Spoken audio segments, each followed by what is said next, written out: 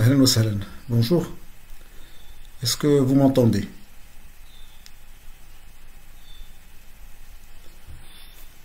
Bon, d'abord, je voudrais remercier si Nabira elle pour l'invitation qu'il m'a faite à me joindre à vous et à participer à cette série de cours ou de conférences, je ne sais pas comment les appeler, mais en tous les cas d'interaction avec ceux qui nous suivent en ce moment sur Facebook, c'est-à-dire des gens de tous bords.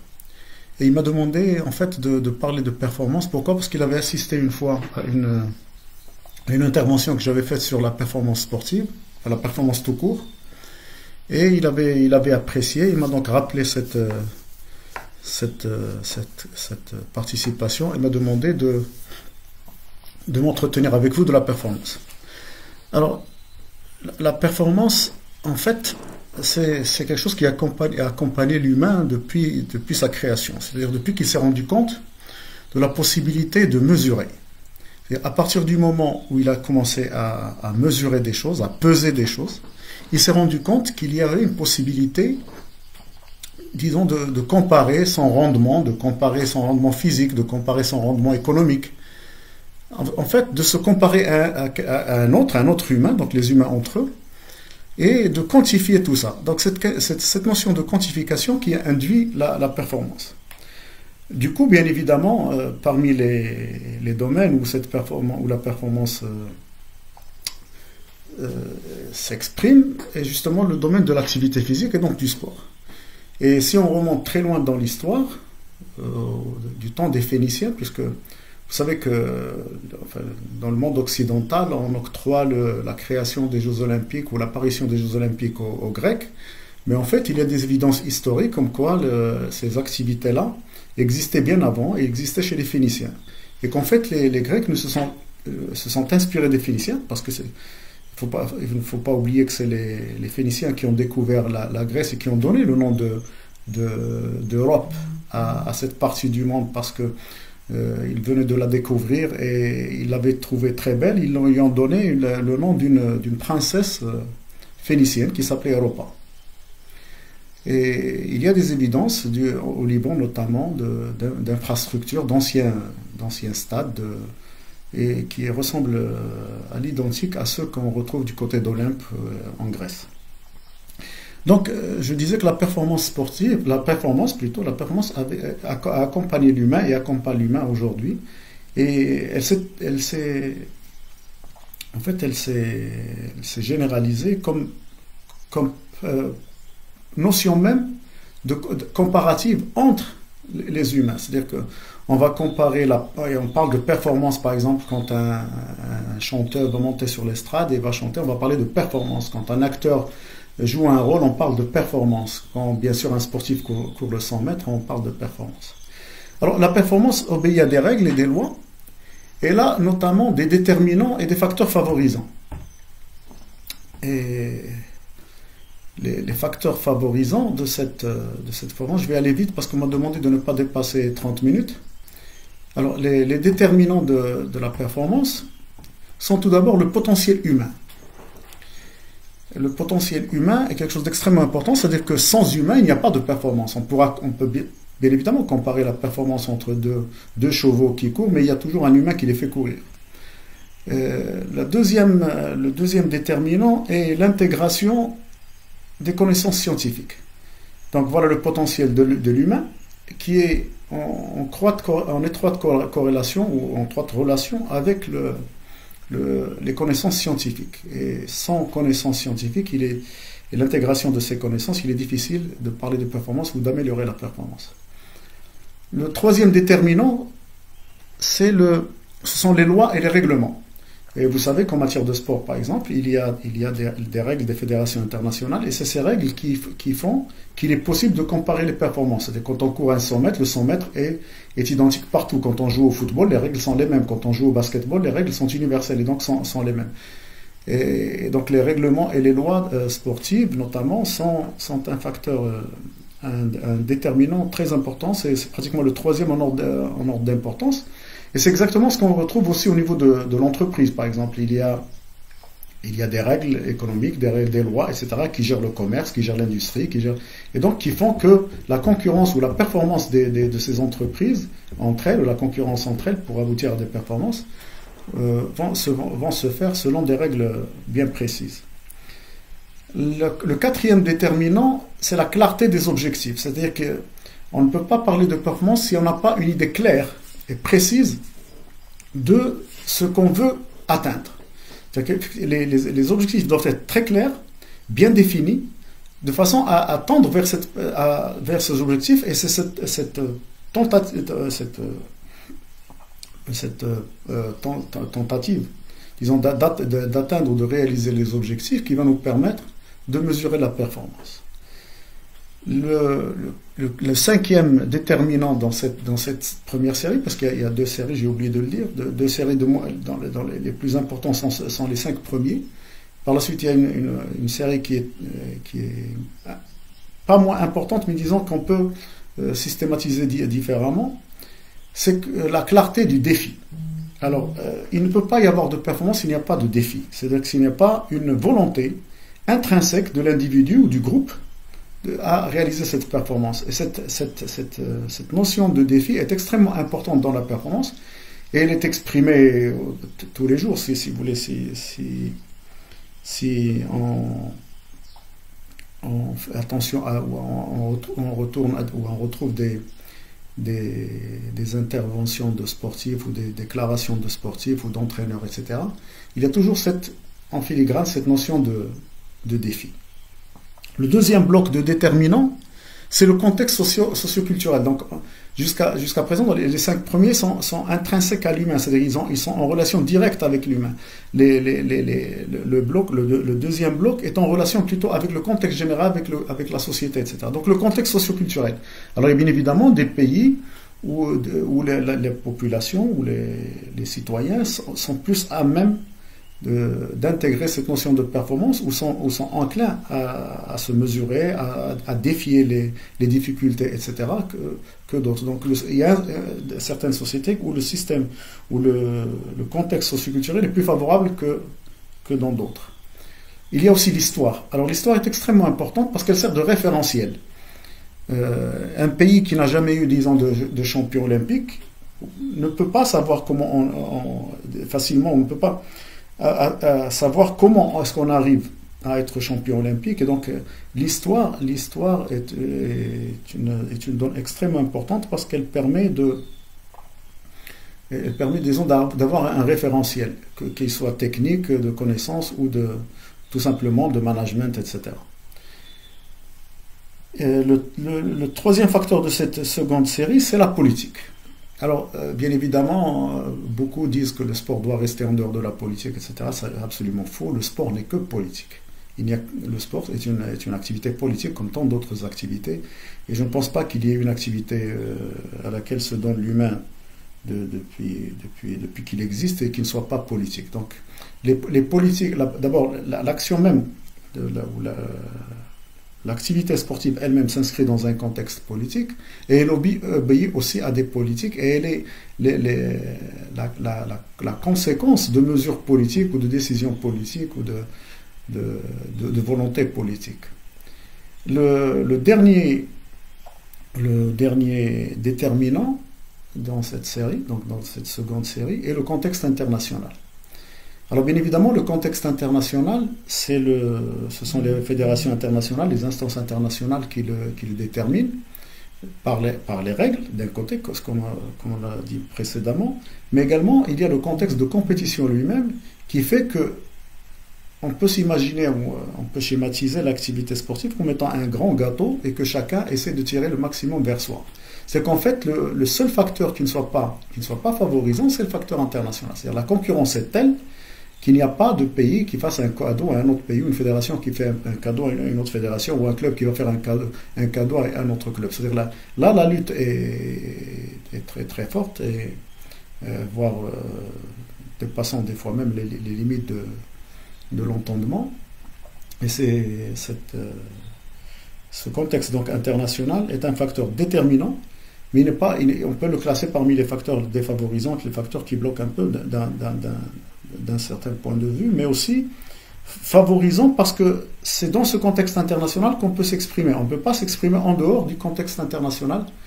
Et donc, les performances se mesurent dans le cadre de compétitions internationales.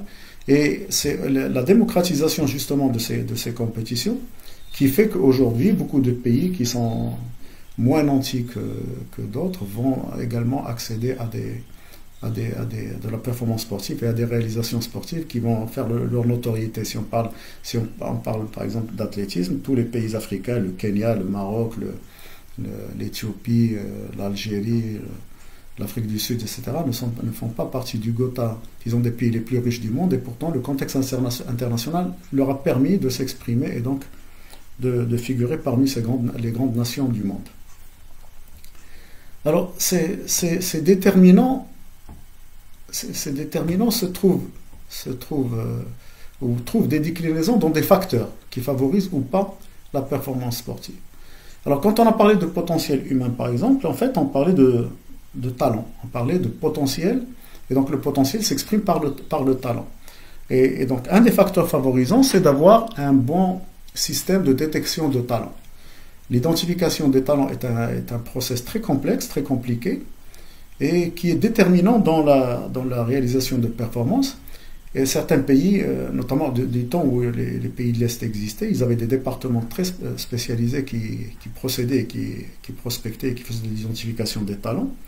Il y a dans le contexte maghrébin, si vous voulez, un exemple qui est réussi, c'est celui de la Tunisie, qui a carrément une administration qui ne s'occupe, dans le cadre du ministère des Sports, qui ne s'occupe que de détection de talents. C'est quelque chose d'extrêmement important parce que la majeure partie des spécialistes de l'entraînement sportif vont vous dire que quand vous faites une bonne détection, une bonne identification de talent, quand vous faites de la bonne prospection, vous avez déjà parcouru quelque chose comme 60% du chemin qui vous reste pour atteindre la performance. Pourquoi ? Parce que, et ça il faut très vite le préciser, c'est que l'activité sportive notamment est une activité très discriminatoire. Je suis heureux de vous dire que le sport n'est pas démocratique. C'est-à-dire qu'il ne peut pas tout à chacun d'accéder à la performance, sauf seuls ceux qui disposent d'un potentiel naturel, disons exceptionnel, vont accéder à la haute performance.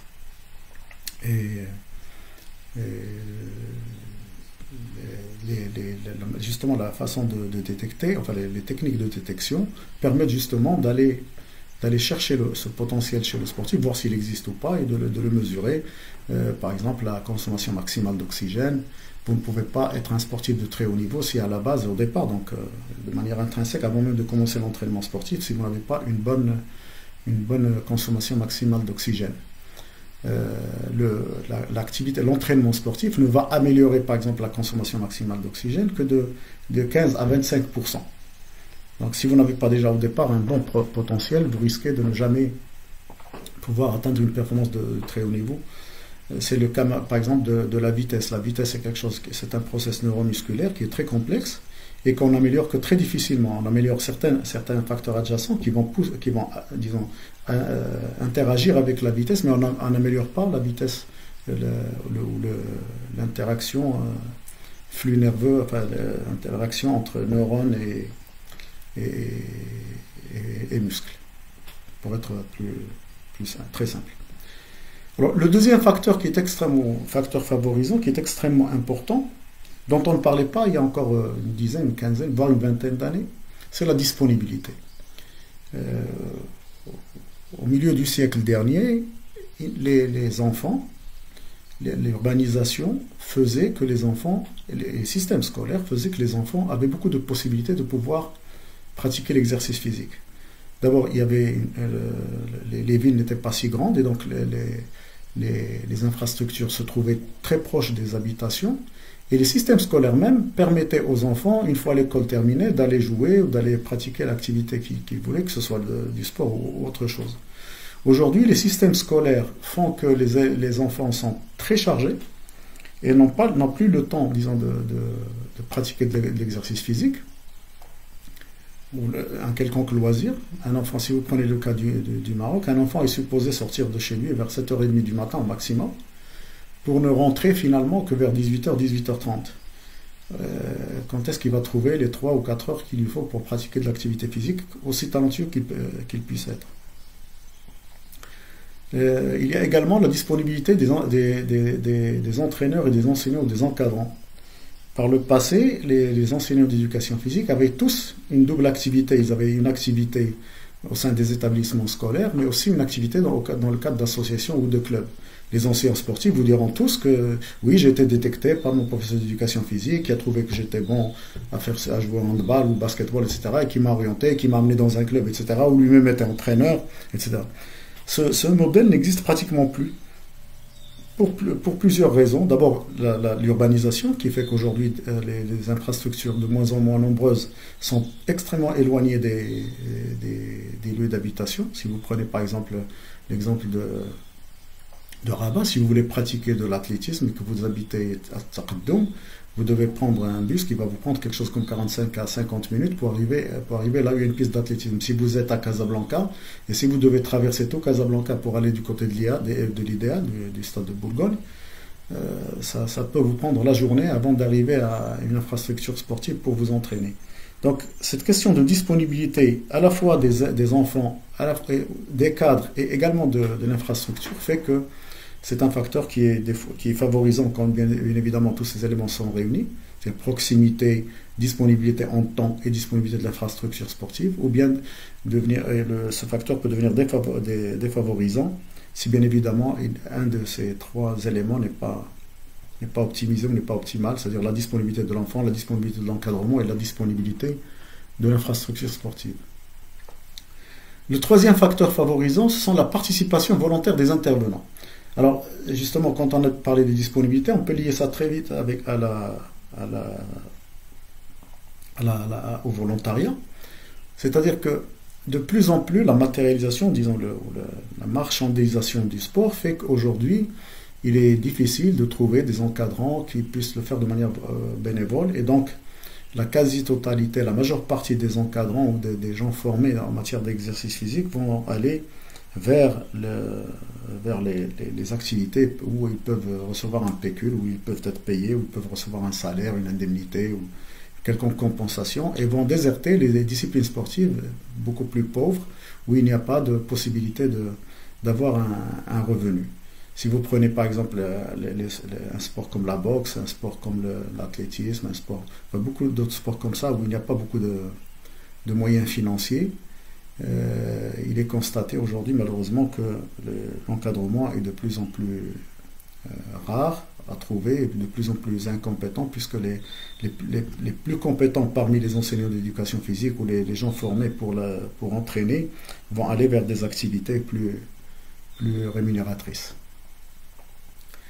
Le 4e facteur favorisant, c'est l'acceptation de l'enjeu. Alors, l'enjeu, c'est quoi? C'est de réaliser la performance et de pouvoir se mesurer aux autres. Il y a des pays qui vont vous dire que nous, médaille olympique ou pas, ça ne nous intéresse pas, c'est pas important, tout simplement. Mais il y a ceux à qui cela est extrêmement important.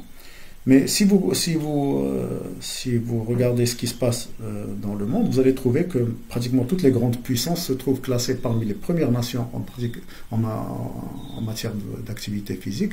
Cela veut dire que l'enjeu est extrêmement important et qu'ils y accordent une grande importance. Par contre, d'autres pays, notamment en développement, n'investissent pas suffisamment dans le sport et vont montrer justement qu'ils n'accordent pas d'intérêt à la performance sportive et donc aux résultats, notamment lors des grandes manifestations. Donc cette acceptation du jeu, elle est en relation avec le déterminant dont on a parlé tout à l'heure, qui est le déterminant politique. Alors, là, à partir de là, on va rentrer dans des choses beaucoup plus techniques ou beaucoup plus inhérentes aux sportifs et au mode d'organisation, de management du sport, c'est l'esprit d'équipe. Il n'y a pas de performance individuelle. Même les sports individuels, si vous prenez la natation, la gymnastique, la boxe, l'athlétisme, etc., ce sont des sports individuels, mais où la performance reste quand même collective. Parce que la performance, c'est quand même la résultante du travail, bien évidemment du sportif en premier lieu, mais de tout son encadrement et de toute la structure qui est humaine qui est mise en place. Et donc cet esprit d'équipe était quelque chose d'extrêmement important. Si vous n'avez pas une synergie et une complémentarité dans la vision, dans un véritable esprit d'équipe dans votre système de production de performance, vous risquez, malgré les investissements, mais aussi gros soient-ils, de ne jamais atteindre de performance, parce que cela nécessite un travail collectif avec plusieurs intervenants. Alors aujourd'hui, il est recensé de très nombreux métiers dans les sports qui interviennent dans la performance sportive. Il y en a au moins 17 qui agissent directement sur la performance. Et donc si un de ces métiers-là, ou un de ces métiers ne marche pas très bien, ou si vous n'avez pas suffisamment de compétences dans un de ces métiers, de ces 17 métiers, vous risquez de ne jamais atteindre la performance, aussi talentueux soit votre sportif, aussi fort soit votre entraîneur, etc. C'est ce qui explique que des fois, dans certaines disciplines sportives, on s'étonne que malgré l'investissement, on n'a pas de performance. C'est peut-être aussi à cause de ce facteur qui peut être favorisant, bien évidemment, quand toutes les conditions sont réunies, mais qui peut très vite se transformer en facteur défavorisant si tous ces facteurs, ces éléments ne sont pas réunis. Alors, bien évidemment, les moyens, les structures mises en place et les infrastructures mises en place et les moyens mobilisés sont extrêmement importants. Vous ne pouvez pas atteindre de performance sportive si vous n'avez pas un minimum d'infrastructures, un minimum de moyens de récupération, de moyens d'entraînement, de moyens de récupération. Donc vous avez des éléments qui sont extrêmement importants au travail des sportifs et au travail de leur encadrement et qui doivent être présents. Autrement, vous ne pouvez pas atteindre le niveau de performance, un niveau de performance élevé. À partir de là, cela induit donc une notion de stratégie, une notion de planification des moyens. Alors, la planification des moyens est un art en matière de sport, puisque c'est une question extrêmement importante qui vous permet d'optimiser les moyens que vous avez. Et si vous faites le tour du monde, il n'y a pas un seul sportif, il n'y a pas une seule fédération, il n'y a pas un seul club qui va vous dire oui, on a tous les moyens. Tout le monde estime qu'il n'a pas suffisamment de moyens. Mais toujours est-il que même si vous avez des moyens, aussi minimes soient-ils, il faut les optimiser, il faut les rentabiliser de manière à pouvoir réaliser des performances. Et donc cela demande un management assez savant et assez percutant, intelligent pour pouvoir justement optimiser l'utilisation de ces moyens. La recherche scientifique est aussi un facteur extrêmement important. Alors, bien évidemment, quand on parle de recherche scientifique, on pense très vite au laboratoire, à des choses très compliquées, très complexes, non ? Il y a bien évidemment cet aspect-là, de recherche en matière de physiologie, de biomécanique, de psychologie, etc., qui sont là, donc les grands chapitres de l'enseignement et de la recherche en matière d'activité physique. Mais il y a également la toute petite recherche, celle de compiler des données, des résultats, etc., et de pouvoir faire des comparaisons, de pouvoir analyser, etc., les choses les plus simples. Donc, ça n'est pas un gros mot si on dit que tous les entraîneurs devraient être de petits chercheurs en matière d'activité physique, de façon à ce qu'ils optimisent leurs connaissances et de façon à ce qu'ils améliorent leurs connaissances, de façon à ce qu'ils se créent eux-mêmes une expérience qui peut devenir la base d'une grande recherche scientifique. Et donc, la recherche scientifique est quelque chose d'extrêmement important. C'est ce qui vous permet aussi d'avoir une certaine expérience et d'accumuler justement des données qui peuvent être la base de recherches plus complexes et donc qui peuvent expliquer les résultats ou le manque de résultats et qui, à mon sens, sont la base même du progrès en matière de sport. Parce que nous ne partons jamais de zéro, et d'ailleurs ceux qui estiment ou qui pensent pouvoir partir un jour de zéro parce qu'ils viennent d'arriver ou parce qu'ils considèrent que le travail fait avant n'était pas bon, ceux qui essayent de partir de zéro restent généralement au niveau zéro. Alors, l'expérience cumulée, donc c'est en lien avec ce qu'on disait, il faut cumuler de l'expérience, il faut accumuler des données. Il faut les garder, les compiler, les analyser, de manière à ce qu'ils servent de base à toute action future. Si on participe on va supposer qu'on participe à une Coupe d'Afrique, par exemple au football, et qu'on revient avec un résultat quelconque, que ce soit un résultat positif ou un résultat négatif. Si nous ne regardons pas ce que nous avons fait, nous n'analysons pas de manière systématique les étapes qu'on a parcourues, la façon dont on a travaillé, etc. Et donc, si nous ne cumulons pas des expériences comme ça, nous ne pouvons pas améliorer nos erreurs et progresser, ou encore, même en cas de résultats positifs, nous ne pouvons pas pérenniser les résultats.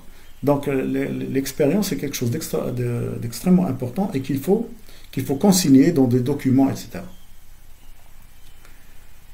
Alors bien évidemment, il faut un système de suivi et d'évaluation. Et ça, c'est général à toutes les activités humaines aujourd'hui. On ne peut plus avancer, on ne peut plus progresser si on n'a pas un bon système de suivi et d'évaluation. Alors le dernier facteur, si vous voulez, dont on peut parler, sont les motivations et les encouragements.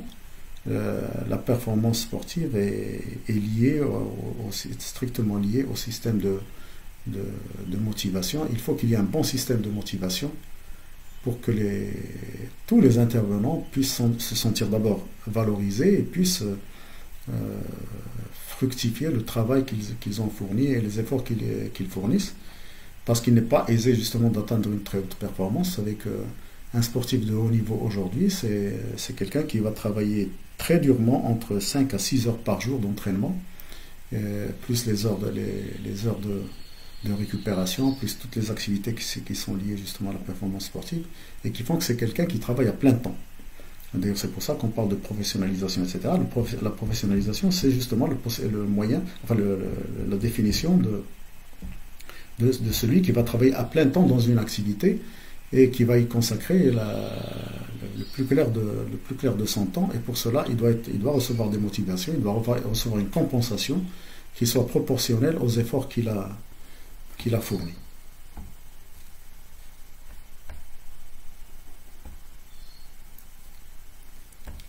Alors, à partir de là, il faut absolument définir ce qu'est la performance, ou ce qu'est la performance sportive.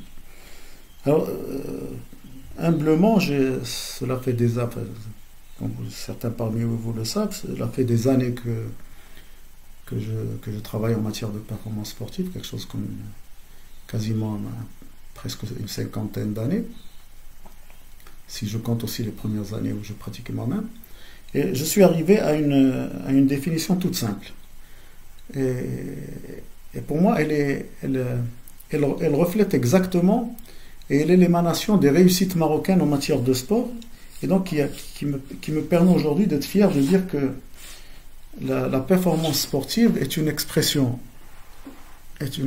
culturelle qui est basée sur l'exercice physique. Pourquoi une expression culturelle? Parce qu'au regard des déterminants et des facteurs qu'on a vus précédemment, ces facteurs et ces déterminants n'interviennent pas de la même façon partout. De même que il ne faut jamais oublier que la performance sportive est liée à un comportement d'humain, donc un humain vivant, qui interagit avec son milieu, qui interagit avec sa culture, qui est porteur d'un potentiel génétique, mais aussi d'un potentiel culturel profond, qui va déterminer son mode de vie. Et donc, il n'est pas possible, pour moi, en tout cas, et j'en suis convaincu, mais je demande à être démenti, on ne peut pas jouer au football au Maroc, par exemple, comme on joue au Brésil.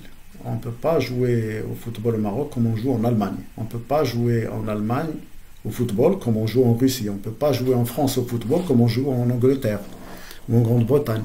C'est-à-dire que quand on regarde comment se fait la performance, évidemment les règles sont universelles et c'est des matchs par exemple au football, puisqu'on parlait de football, des matchs de 90 minutes avec 22 joueurs sur le terrain et des arbitres, mais chacun joue à sa façon.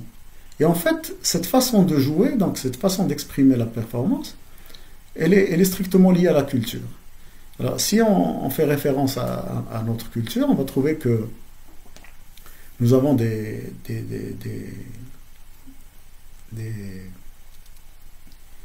situations culturelles où un patrimoine culturel lourd, profond, qui détermine notre comportement au quotidien, notamment dans notre relation à la famille, dans notre relation à l'entraînement.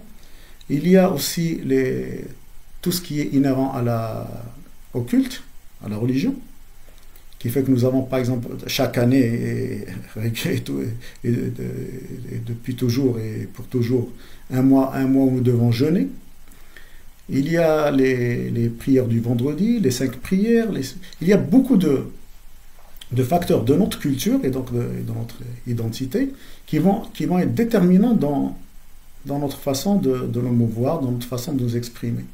D'ailleurs, si on extrapole et si on va voir dans d'autres domaines autres que le sport, on va se rendre compte qu'effectivement, le Marocain ne fait pas la même musique que le Chinois ne fait pas la même musique que le Russe ne fait pas la même musique que l'Américain, etc. Et que chacun, finalement, même quand il fait un travail sur une activité aussi moderniste, aussi modernisée qu'elle soit, il y a quand même une empreinte culturelle. Et ceci est évident aussi dans le sport. Jamais un Marocain ne courra le 1500 mètres, ou les 1500 mètres comme un Américain. Jamais un Américain ne courra les 5000 mètres comme un Marocain. Les deux peuvent réaliser des performances sportives différentes ou de même niveau, mais chacun à sa façon. Et donc c'est ce qui me fait dire, et je le répète, que la performance sportive est une expression culturelle qui est basée sur l'exercice physique, puisque c'est le moyen que nous utilisons pour exprimer l'activité physique. Je pense qu'on a atteint les 30 minutes. Je ne sais pas si je me suis bien exprimé, parce que c'est la première fois que je fais un travail comme ça, donc ça m'a été un peu difficile, donc je balbutiais, je ne trouvais pas mes mots. Et j'espère qu'une autre fois, ça sera meilleur. Je ne sais pas s'il y a une interaction, parce que je ne connais pas le système, donc je suis moi-même novice dans cette façon de communiquer. Je ne sais pas s'il y a des questions ou s'il y a des interactions possibles. Je ne sais pas si on peut voir s'il y a des questions, si je peux intervenir, si je peux répondre à vos questions, j'en serais très heureux.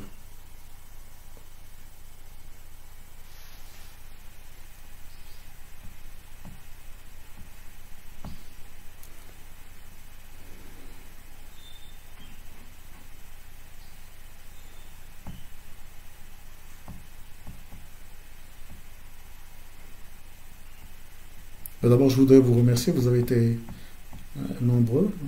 À des moments, nous avions presque 60 personnes. Régulièrement, nous avions un peu plus de 40 personnes qui étaient là en direct.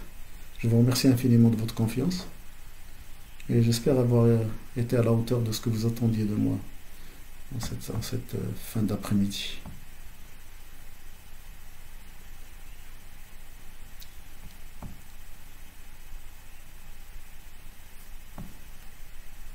Voilà. Merci. Au revoir.